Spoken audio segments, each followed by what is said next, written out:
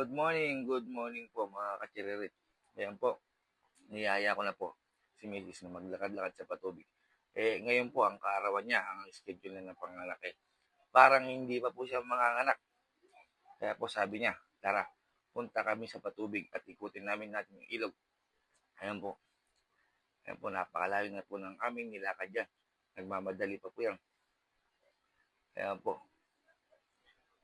po, para daw po siya makapagtrabaho na, makapaghanap buhay. Ay, gusto na pong umatras. Sabi ko, dire-diretso na tayo. Nandito na rin tayo sa kalahati.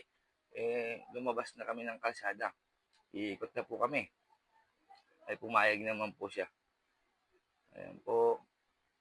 Ayan po. Good morning mga katsiririt. Ayan po, nandyan po kami sa mga palayan. May nagtatanim pa po dyan. Shoutout po sa inyo. Ayan po, napakaganda po ng tanawin dyan. Sarap maglakad po tuwing hapon at umaga. Palabas na kami ng kalsada. Ayan po, malapit-lapit na po yung kalsada dyan.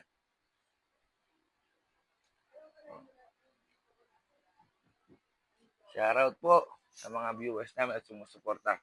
Maraming salamat po sa pag-like and pag-share ng aming video. Maraming salamat. Ayan na po. Napakalayo na po ng aming nilakad. Palabas na kami ng kalsada. Nakarating na kami.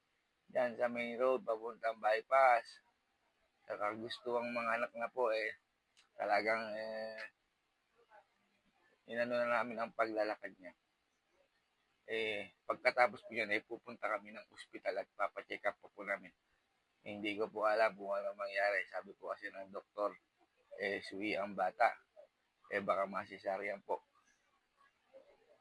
Ayan na nga po. Ayan na po. Nasisaryan nga po siya. Ayan po si JL. Minadali na po ng doktor na ilabas. Baka daw po makadumi siya sa loob ng tiyan.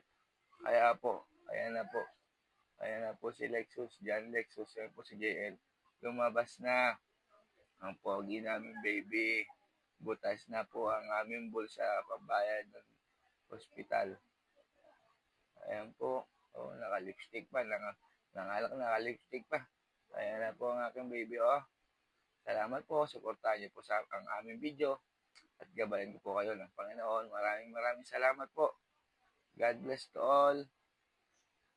Salamat.